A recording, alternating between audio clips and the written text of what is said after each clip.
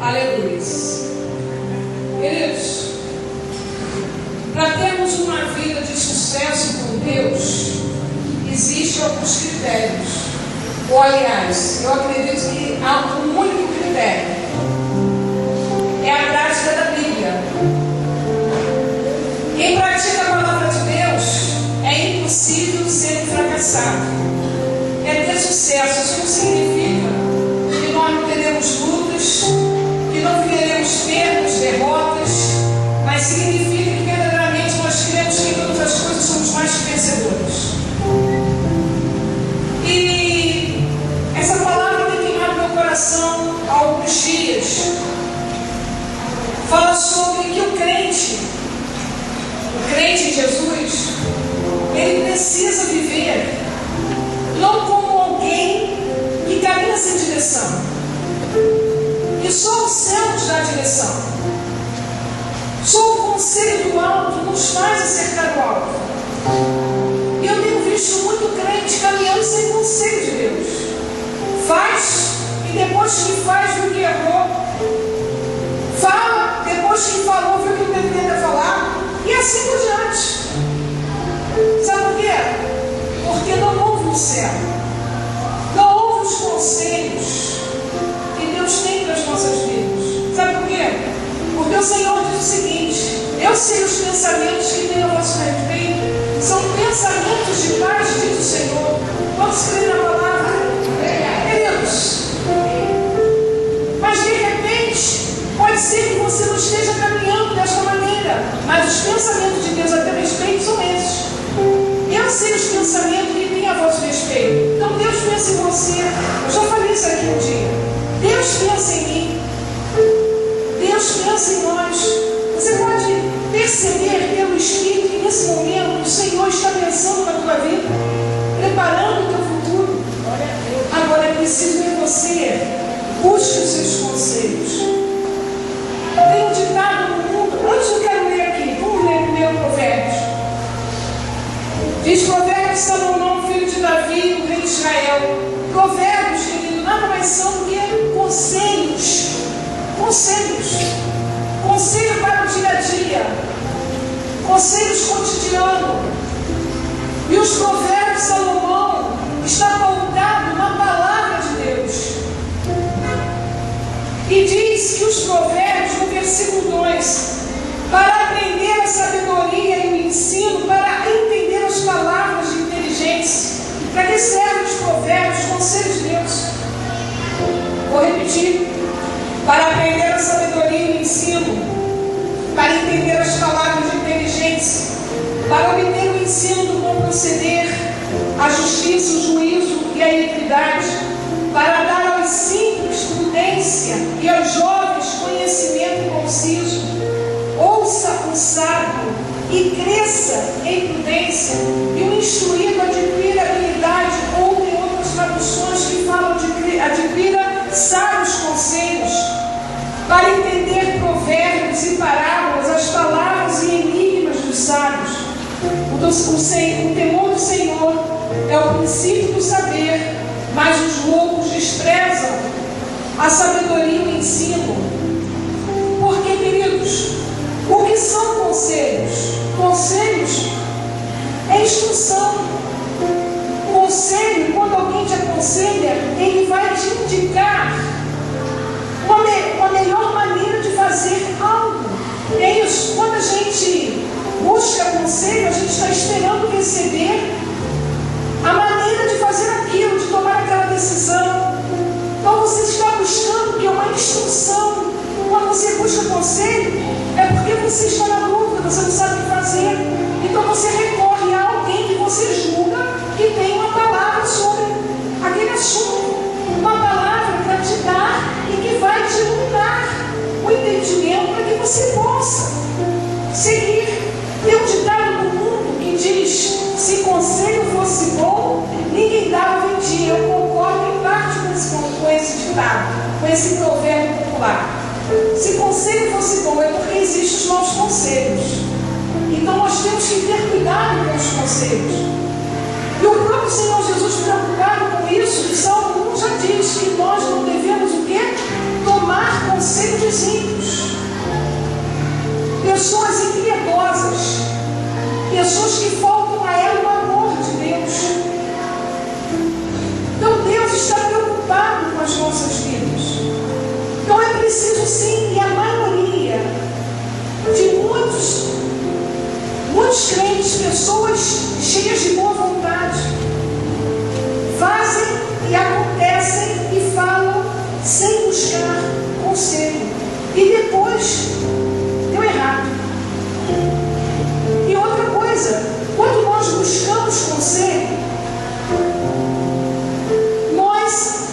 que estar com o coração aberto para receber, porque a gente, é como eu falei, o ditado que traz o mundo, nem todo conselho é bom, realmente.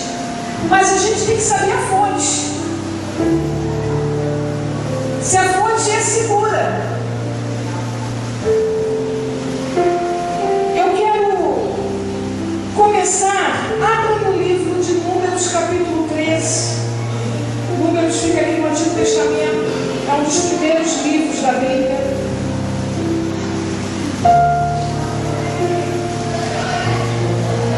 Que o Espírito Santo de Deus vos ilumine para que vocês possam entender aquilo que Deus tem preparado para nós nesta noite.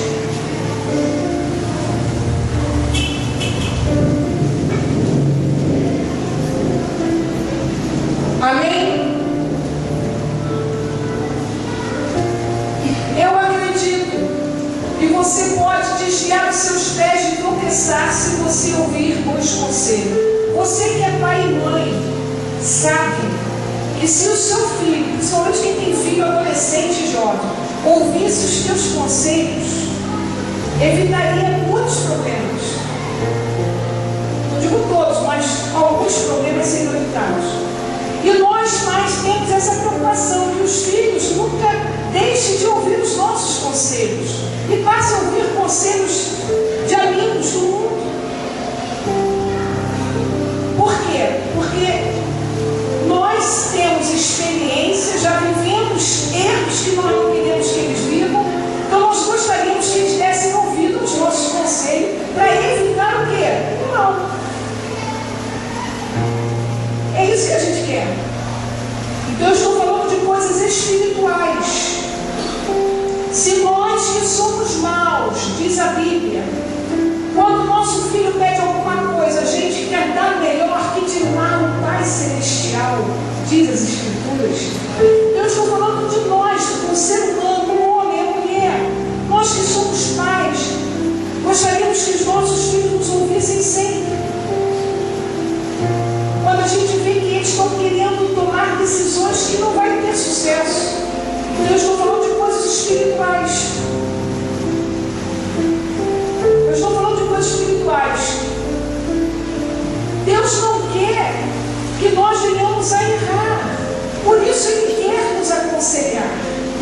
Ele quer nos dar direção do seu ir e do seu vir. Com certeza Deus vai falar no corpo e vai testificar o que falou. Amém? Ele vai falar só através da pastora Sandra. Ele vai falar no corpo de Cristo. Quem tem a palavra de conselho, Deus vai usar. E se naquela hora não tiver ninguém com o dom do aconselhamento, Deus vai usar uma criança. Mas de uma coisa eu sei, se você quer acertar o alvo, Ele não vai te deixar errar. Porque Ele está acima de todos. Alguma coisa Ele há de fazer para que você saiba o que Ele tem para a tua vida. Mas a Bíblia diz que aquele que busca o Senhor encontra o Senhor. Amém? Em Números capítulo 13, eu não vou ler tudo não, vou ler o versículo, mas eu vou contar rapidamente. Fala que Deus falou para Moisés separar 12 homens, cada homem era príncipe de uma tribo de Israel. Nós sabemos que Israel, né, é uma nação que levou o nome do patriarca que era chamado de Jacó. Quando Deus mudou o nome de Jacó para Israel, está no livro de Gênesis. Então Israel levou o nome deste homem, o patriarca Jacó, que era filho do patriarca Isaac, que era filho do patriarca Abraão. Por isso que Deus, quando ele se apresenta no Antigo Testamento, ele diz: eu sou o Deus de Abraão, Isaac e Jacó, ou Israel. Então Israel, ele teve, vamos colocar assim, 12 filhos que levaram, cada filho representava uma tribo de Israel. Então Deus instruiu a Moisés: separe 12 homens, cada príncipe da tribo, e mande com que esses 12 vá até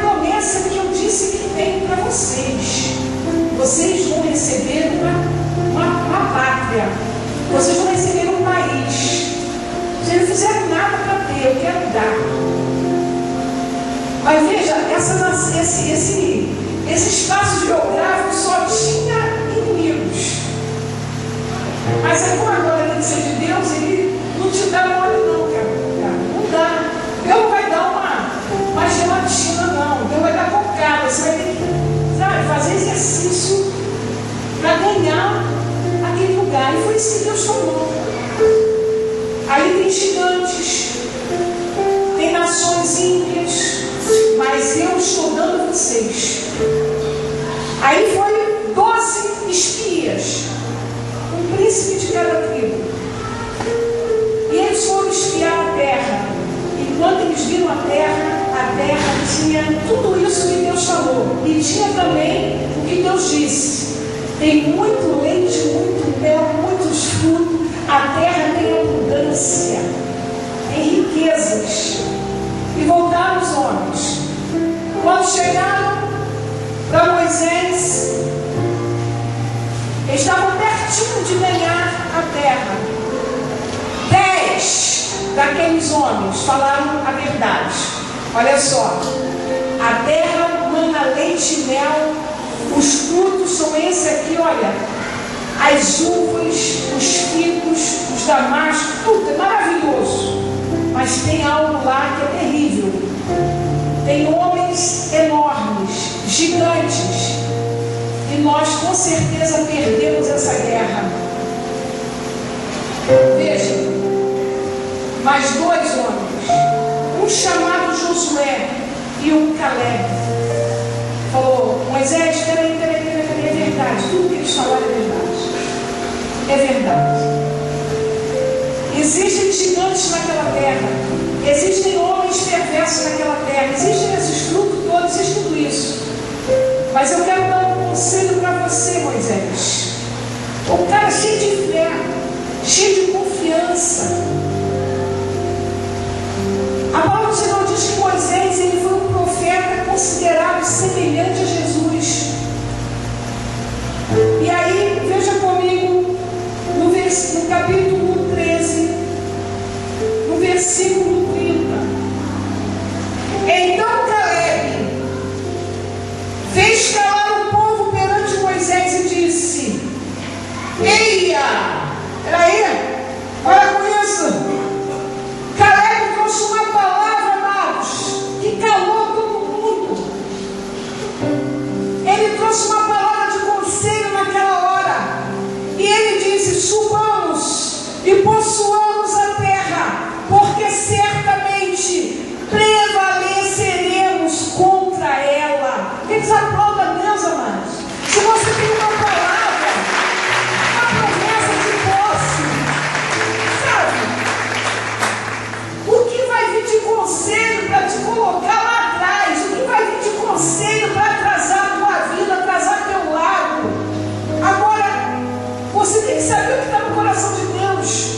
E eles sabiam, todos, aquela nação inteira sabia, porque Deus falou. Deus não enganou, Deus já disse o que tinha na terra, mas Deus disse que era com eles. Então Caleb, cheio da unção, trouxe uma palavra de conselho. E a palavra foi: vamos prosseguir nesta empreitada, não vamos parar, vamos subir, vamos tomar posse, porque certamente nós já somos, não seremos, nós já prevalecemos, somos mais que vencedores. Está escrito que toma posse nesta noite, em nome de Jesus. Glória a Deus. Amados, nós precisamos saber de quem vem o conselho. E sabe o que aconteceu? A Bíblia fala que por causa da incredulidade daquele povo, dos incrédulos, eles andaram 40 anos dando volta em torno de uma montanha. 40 anos, sabe por quê?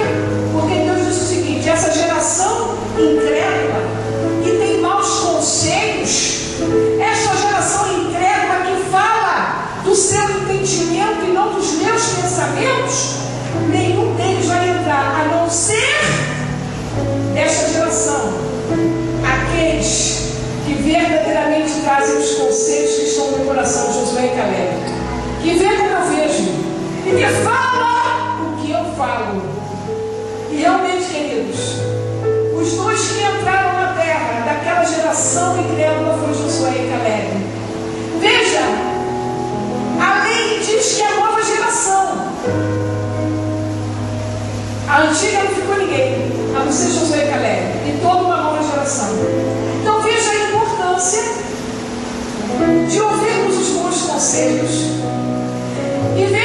aí, porque somos mais que vencedores, quando a gente atenta para os conselhos que realmente vêm do coração de Deus.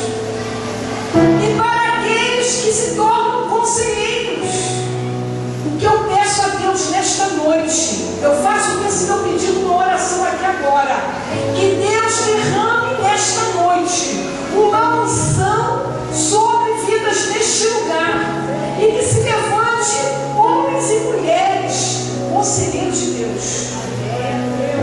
Que o Senhor visite a geração dos nossos filhos, em nome de Jesus. Eu peço isso aqui ao Senhor da glória, que Ele derrame a unção do aconselhamento, porque nos últimos dias será este um dos ministérios mais precisos para o reino de Deus.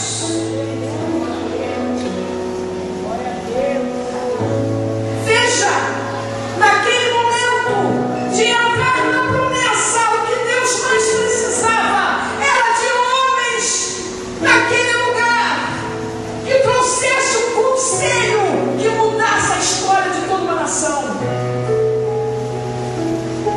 Não é um jejum, não é oração, porque isso faz parte de quem é crente. Não é pastor que tem que dizer que você tem que orar, não é pastor que tem que dizer que você tem que jejuar. É o Espírito Santo que intercede por nós, porque a gente não sabe, e traz o mover da necessidade. Você sabe disso. Mas agora, amados, para ser conselheiro, precisa ter dom, precisa de unção.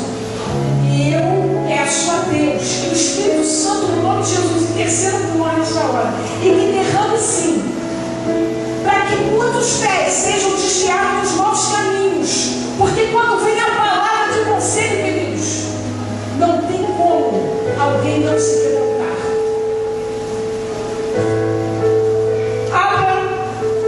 Em 1 Samuel capítulo 16, 1 Samuel 16, eu quero ser breve.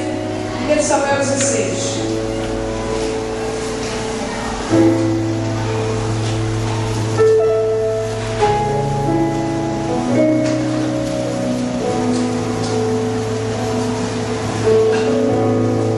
Amém? Segura aí. Diz a Bíblia que o primeiro rei de Israel, Saul, foi rejeitado por Deus.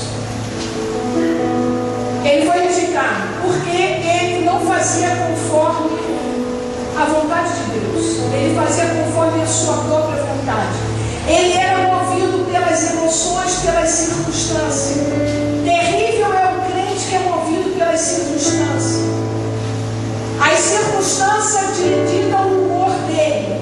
As circunstâncias ditam as decisões dele. E foi isso que aconteceu com Saul. Querido, você tem que ser movido por Deus. Movido por Deus. É difícil, é. Sabe por quê? Porque a tua carne, ela quer fazer o que quer. Fazer o que Deus quer é difícil. Então Deus falou: olha só, Samuel, você ungiu o primeiro rei de Israel, rejeitei o rei de Israel, rejeitei Saul, mas eu já tenho um. E esse é segundo o meu coração. Por que é segundo o meu coração? Porque ele fará toda a minha vontade. A Bíblia diz que Davi, Deus procurou um homem, e eu encontrei a Davi, segundo o meu coração, que fará parte da minha vontade, metade da minha vontade, 30% da minha vontade. Ele diz: fará toda a minha vontade. E olha que Davi pecava, queridos, tem. Mas somos pecadores. Se não fosse Jesus não precisava, e alguém na terra podia morrer com conselho por mim. Mas ele diz: fará toda a minha vontade, sem restrição. O que eu disser para Davi, ele gostando ou não, ele vai se surpreender, vai fazer. Queridos, não significa que você vai amar a vontade de Deus.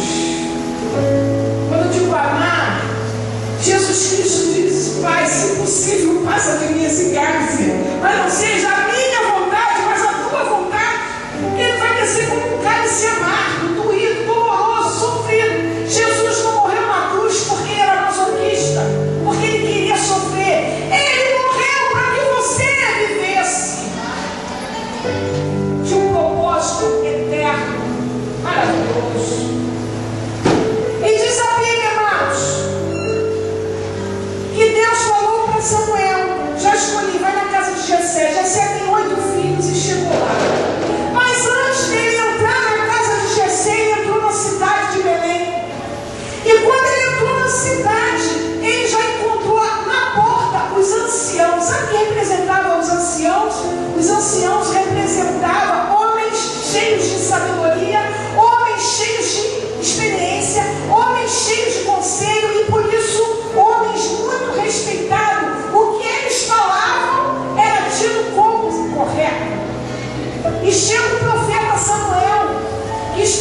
acima desses anciãos, pela posição que ele tinha na nação de Israel. Ele era profeta, mas ele era um sacerdote, e ele também era um governo sobre Israel. Ele era um juiz, sendo que ele já tinha perdido essa posição de governo, porque ele tinha ungido o primeiro rei de Israel, que era Saul. E agora, como profeta, como sacerdote, ele estava indo à casa de Jessé para ungir o segundo rei de Israel, que era Davi. Até então ele não sabia que era Davi. Até então pensava ele ser o príncipe da casa, o primogênito da família, o primogênito de Jessé. E quando ele não entra sozinho, ele entra com os anciãos daquela terra. E diz a Bíblia, veja comigo no capítulo 16, no versículo 6. Sucedeu que entrando eles, viu a Eliabe e disse consigo: certamente está perante o Senhor o seu ungido. Por quê? Porque Eliabe era o primogênito, Eliabe era o primeiro filho de Jessé. Então era mais do que certo ser ele o rei de Israel. E Deus fala com Samuel: não é este. Porque eu não sou como o homem que olha o exterior, que olha a aparência. Eu sou aquele que vê o coração. E este não é o meu escolhido. E passou todos os filhos de Jessé que estavam em casa, os 7 filhos de Jessé. E Deus continuou dizendo: não é este, não é este, não é este. Aí ele pergunta: acabou todos os teus filhos? Não tem mais um, mas ele está no campo trabalhando, ninguém dá importância para ele, quem é o mais novo? Um menino, está lá apacentando os meus rebanhos. Então chame, porque nós não vamos nos assentar à mesa para ceiar enquanto não chegar esse seu filho. E quando Davi entra, o Espírito Santo diz: eu gosto muito, vocês sabem que eu gosto, é este, ungido. Aleluia. Queridos, olha que coisa tremenda. Aqueles anciãos não ousaram levantar a sua voz para dizer que Samuel não sabia o que estava fazendo. Porque Samuel estava ali na dependência de Deus. Fez o que era aparentemente errado. Ao invés de ungir o primogênito, ungiu o mais novo. Mas ninguém teve a ousadia de abrir a sua boca e dizer: Samuel, você já está velho demais, não sabe o que está fazendo. Sabe por quê? Porque o que Samuel foi fazer, ele sabia o que Deus tinha, o que Deus queria. E ele seguiu o conselho dos céus. Eu quero que você veja comigo aqui ainda no capítulo 17.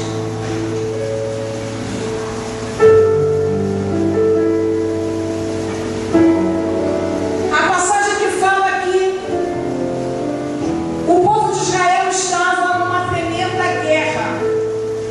Israel contra os filisteus. Sendo que aqueles homens do exército filisteus eram numerosos, Israel era numeroso também, mas o problema maior era o Golias, que era um gigante, que durante 40 dias e 40 noites afrontava o exército de Israel, dizendo: manda vir ter comigo somente um homem dos seus. Se ele lutar comigo e prevalecer, nós seremos escravos de vocês, mas se vocês perderem, vocês serão nossos escravos. Queridos, não tinha um daquele exército de Israel que saísse para pelejar com Golias. Não tinha um. Sabe que em 40 dias, 40 noites, o diabo te atormentando na tua mente, dizendo: você já perdeu, porque olha o poder que tenho contra vocês. E o exército se fiava naquelas palavras e recuava cada vez mais. E sabe quem estava ali comandando aquele exército? O próprio rei, que era o guerreiro de Israel. Aí chega Davi, tinha acabado de ser ungido, aquele mais novo da casa de Jessé, mas ele estava na unção da escolha de Deus. E ele chegou com um conselho para Saul. Poxa, o que eu quero dizer com isso? Existem jovens, vocês que estão ouvindo, se dediquem a buscar a palavra e vivê-la, para que você, quando abrir a sua boca, você tenha uma palavra de conselho e mostre os fatos dos teus conselhos. E foi o que Davi fez. Ele trouxe uma palavra de conselho para Saul. Ele falou: Saul, vou te dar um conselho agora. Se você quer vencer essa batalha, manda eu lutar contra esse homem. Davi não foi de qualquer jeito não. Ele queria ser mandado, queria ser enviado. Ó, diz para o rei não ficar com medo nem esse exército. Eu vou. Aí levaram Davi lá para perto de Saul. Saul, tem um garoto aí dizendo que ele pode matar esse gigante. Aí Saul, então manda ele vir aqui. Não, meu rei, não se atemorize por causa desse incircunciso, não. Eu quero que você, vou te dar um conselho agora. Se você me mandar lutar contra esse Golias, hoje mesmo o Senhor me entregará ele nas minhas mãos. Seremos mais que vencedores. Aí Saul olha para aquele garoto. Mas você não tem, você está me dando um conselho desse? Esse conselho não vai nos fazer vencer. Deus pode, querido, usar a tua vida por mais jovem que você seja. Mas sabe o que acontece? Davi, ele falou: eu vou te dizer que eu posso sim. Você pode sim, que é o que eu estou te dizendo, que eu estou te aconselhando, para trazer uma vitória tremenda sobre esta nação. Porque eu tenho um currículo com Deus. Eu matei ursos e leão. Quando vieram contra as ovelhas do rebanho do meu pai, famintos, e que pegou uma ovelha do rebanho, eu os matei. Queridos, com certeza, quem quer que você siga os seus conselhos precisa ter uma história. Você está compreendendo? Tem gente seguindo conselho sem ver a história do outro. Vai se dar mal. Tem que saber. Porque muitas vezes, amados, o conselho daquela pessoa vai ser conveniente a nós. Então Davi conseguiu convencer o coração de Saul com aquele conselho: me manda ir ter com este circunciso, porque eu vou destruí-lo. Porque ele apresentou os fatos do seu conselho.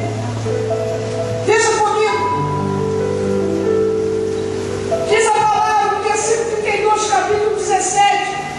Davi disse a Saul: não desfaleça o coração de ninguém por causa dele, que eu servirá e pelejará contra o filisteu. Porém Saul disse a Davi: quando o filisteu não poderás ir para pelejar com ele, pois tu és ainda moço e ele guerreiro dentro da sua mocidade. Respondeu Davi a Saul: teu servo apacentava as ovelhas de seu pai, quando veio um leão no pulso e tomou um cordeiro do rebanho. Eu saí após ele, o feri, e livrei o cordeiro da sua boca. Levantando-se ele contra mim, agarrei-o pela barba e o feri e matei. Quer dizer, com certeza, Davi não só livrou a ovelha, como ele livrou a sua própria vida. Porque agora aquele leão e o urso que foram contra o seu rebanho, ele salvou as ovelhas, mas agora a luta era com ele diretamente. E ele destruiu aqueles animais ferozes e famintos para salvar a sua pele. Então ele sabia o que estava falando. Ele sabia que o rei podia confiar nas suas palavras. Sabe por quê? Porque ele não trouxe mérito para si. Veja comigo aqui. Disse mais no versículo 37. Desculpa, vamos no versículo 36. O teu servo matou tanto o leão como o urso. Este circunciso filisteu será como um deles, porquanto afrontou os exércitos de Deus vivo. Disse mais Davi: o Senhor me livrou das garras do leão e das dos ursos. Ele me livrará das mãos deste filisteu. Aleluia.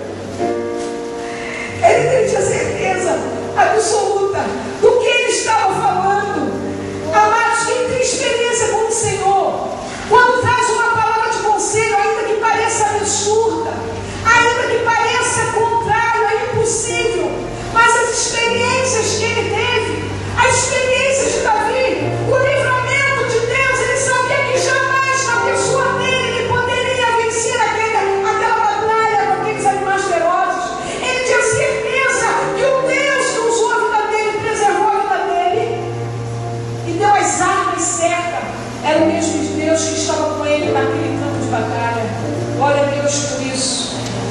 Aí Saul se convenceu daquele conselho. Veja, imagina, uma nação inteira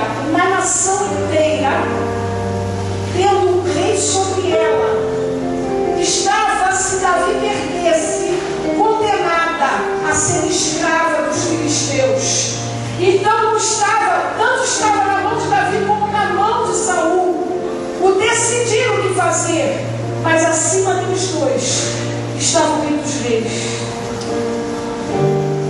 Ainda que aparentemente, de repente, não está nas tuas mãos o decidir o que fazer, ou na mão da outra pessoa também. São duas a tomar a decisão. Aquele que recebe o conselho e aquele que quer que o seu conselho seja vivido pelo outro. Acima de ambos tem que estar o Senhor assinando aquele decreto. E diz a Bíblia que a gente sabe o fruto disso. Davi prevaleceu contra o Golias, aquele filisteu. E a vitória foi sobre Israel. A palavra de Deus, Senhor. Que Deus que deu vitória a Israel. É o Deus que está nesse lugar, dando vitória para a vida.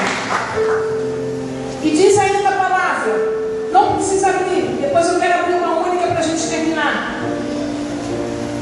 Que Sara e Abraão, eles tinham uma promessa de Deus: ser pai desta nação que nós estamos falando dela, Israel. Mas os anos foram passando, o tempo foi vindo, eles foram envelhecendo, e a possibilidade de ter um filho tornou-se remota. Não tinha como.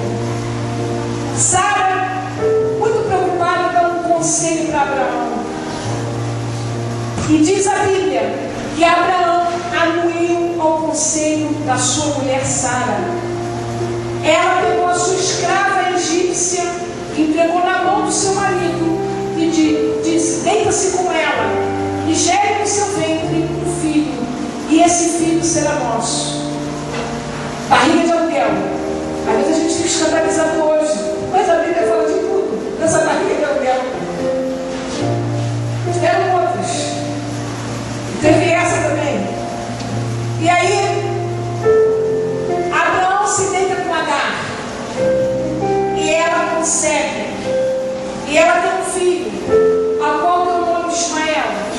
Ismael é um problema para a nação de Israel até hoje.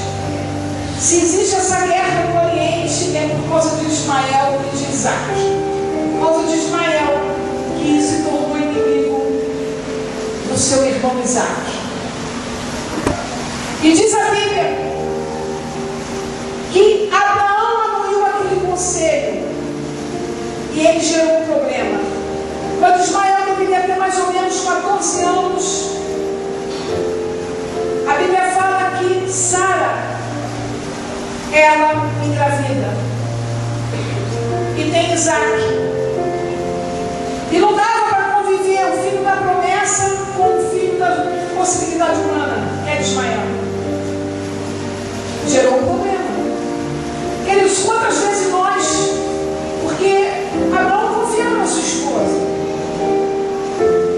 O problema não é a gente confiar nas pessoas, o problema é a gente não consultar Deus. Sabe por quê? Porque agora Ismael não dava para conviver com Isaac. Tem que empurrar Ismael para o deserto. Aí Sara fala para Abraão: Abraão, não está dando não. Olha só, pega essa escrava que tu gerou o filho dela, agora o problema de Abraão. Pega Ismael e empurra para o deserto, porque eu não quero ela convivendo comigo com o nosso filho Isaac, não. Queridos, eu costumo falar, imagina Abraão, que recebeu toda uma unção para ser pai de uma nação. Ser pai estava no sangue de Abraão. Ser pai estava no ser de Abraão. Aí agora, ainda que seja Ismael, eu tenho que mandar ele embora. Dói na minha alma. Para Sara era fácil, foi ela que gerou. Abraão sofreu muito. Doeu muito nele.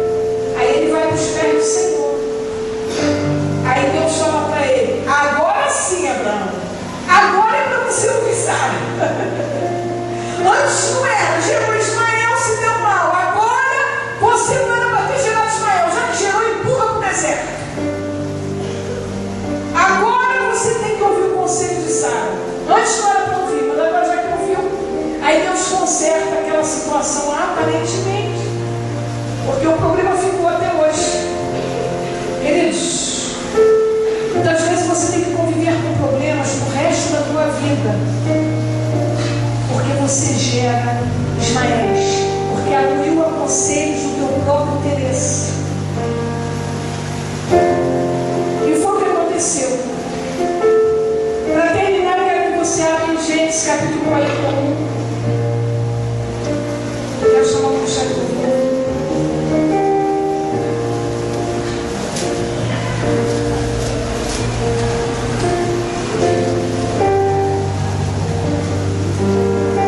Gênesis 41.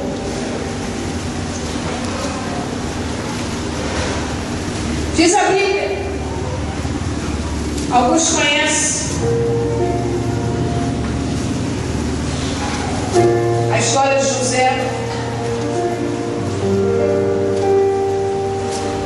Olha, se nós lermos a Bíblia, nós vamos encontrar momentos preciosos de Deus trazendo conselho para o seu povo ter sucesso na vida. Eu citei alguns aqui, mas a Bíblia, ela é conselho purinho. É que muitas vezes o conselho de Deus é um discurso duro de se ouvir. Mas aprendam a ouvir o que o céu diz. Deus usa os seus profetas e os seus conselheiros. E vós que Deus tem levantado como conselheiro de Deus, por favor, não deixe as emoções de vocês ditar o que o céu não falou. Porque tem gente querendo ser conselheiro, agradando o seu próximo. A palavra de Deus, ela não foi feita para nós, para nos agradar, mas para nos libertar e salvar. Oh, glória! A Bíblia fala que o homem é espírito, alma e corpo. A conversão do espírito é imediata quando eu aceito Jesus. Agora, minha alma precisa fazer escolhas, porque as minhas emoções querem determinar o tempo todo. Porque a minha carne só aceita e só quer o que é da carne. Ela não diz, quero fazer um jejum amanhã, para você ver a dificuldade que você vai ter. Você vai para uma cidade sem dinheiro, não tem o que comer, tu consegue andar até as 4 da tarde, resolver teu problema, transpirando, com calor de 45 graus, chega em casa, toma um banho, tu não sentiu nem teus cabelos, só cansaço dos gatos, faz um jejum, meia hora depois você já não sentiu o cheiro do cafezinho. Que a carne é terrível, só saber que ela tem que ser mortificada, ela já rejeita aquela obra do Espírito. Terrível. Então o homem precisa de libertação na área da alma. Do físico, só quando a gente recebeu o corpo glorioso. Mas a carne não determina. Ela tem que se submeter. Mas existem crentes com a alma enferma. E por isso tem dificuldade de buscar conselho, ouvir conselho e se submeter ao conselho. Faz o que quer. Fala o que quer. Complicadíssimo. Veja bem. Então eu estou falando para aqueles que precisam buscar conselho e para aqueles que Deus já levantou como conselheiro e vai levantar outros. Dependa de Deus. Busque Deus em oração. Busque Deus na sua palavra. Viva a Bíblia. Quando tu abrir tua boca, quer ouçam, diz o Senhor, ou quer deixem de ouvir, não poderão dizer que não passou um profeta no meio deles. Queridos, a Bíblia fala de José, um jovem que aos 17 anos foi parar no Egito. Ele era bom demais. Aos 17 anos, ele podia entrar em qualquer faculdade e dar aula com o maior administrador aqui, ó. Porque você administrar em abundância é difícil, para não se perder, mas na escassez é mais difícil ainda. E a Bíblia fala que José administrou administrou na abundância, administrou na escassez, administrou quando ele foi considerado um prisioneiro de alta periculosidade, ele administrou, ele fez o melhor e Deus sempre foi com ele. Aí o faraó tem um sonho, nenhum mago decifra o sonho. Olha que não faltavam deuses e magos e feiticeiros no Egito, não faltavam. Mas Deus tinha um propósito. E falaram assim para Faraó: ninguém está decifrando o meu sonho? Então o copeiro mor, que tinha sido preso na época, lembrou de um sonho que ele teve e José interpretou. Eu conheço um cara aqui, mas ele está preso. Ele está lá no banco da vida. E o cara tentou estuprar a esposa do oficial da tua casa, rei. Mas o cara é bom. Os deuses dele da interpretação do sonho. Aí Faraó tinha escolha mesmo, né? Então chama ele aqui. Quando José, aí antes de levar José, deram um banho de loja. Não tem esses programas agora que leva, o cara escolhe a roupa que quer. Fizeram a barba de José, cortaram o cabelo de José, o cabelo dele tá horroroso, né? Sujo. Ele estava lá, trabalhando para Jesus. Deram um banho de loja nele para ele entrar com uma boa aparência. Pelo menos para melhorar a aparência do homem. Já basta dizer que o cara era escravo e prisioneiro. Ele estava maltrapilho, sujo, barbudo, cabeludo. Não, dá um banho nele, pelo menos, para entrar na presença do Faraó. Mas quando ele entrou, sabe porque quando a gente entra, a Bíblia fala que diante de nós está o Senhor. Aonde eu estou estará também os meus. Glória. Aí Faraó quer saber a interpretação do sonho. E José diz: não está comigo isso, mas com Deus que eu amo. Ele me dará, se Ele quer. E Ele deu o sonho de Faraó, os dois sonhos de Faraó dele. A Bíblia fala que José interpretou na íntegra. Haveria dois tempos: o tempo da abundância, da prosperidade e o tempo da escassez. O pior estaria por vir, depois que viesse o melhor. Mas se você não souber administrar o melhor, o teu pior vai ser pior do que tu pensa. Bom, vai vir o melhor? Então, olha só, Faraó, nesse tempo da abundância você vai ter que saber administrar a nação. Sabendo administrar a nação, você não vai viver escassez quando ela vier. José, ele trouxe uma palavra, veja comigo no versículo, no capítulo 41, versículo 33. Agora, pois, escolha Faraó um homem ajuizado e sábio e ponha sobre a terra do Egito. Faça isso, Faraó, e ponha administradores sobre a terra e tome a quinta parte dos frutos da terra do Egito nos 7 anos de fartura. Ajuntem os administradores toda a colheita dos bons anos que virão. Recolham o cereal debaixo do poder de Faraó por mantimento nas cidades e no guarda. Assim o mantimento será para abastecer a terra nos 7 anos da fome que haverá no Egito, para que a terra não pereça de fome. Olha o que diz o versículo 37. Aquele que era o rei do Egito, e ser rei do Egito é ser considerado um semideus, metade homem, metade Deus. Olha o que aquele homem diz a um camarada que era escravo no Egito, depois passou de escravo a prisioneiro. Olha o que Faraó fala para ele. Diz a palavra: o conselho foi agradável a Faraó e a todos os seus oficiais. Se Faraó não anule ao conselho de José, aquela nação se daria muito mal. Amados, a importância da gente perceber que aquela pessoa, ela está falando pelo Espírito de Deus. E foi o que o Faraó falou. Existem pessoas que recebem uma palavra de conselho e têm certeza que é Deus falando, é Deus purinho.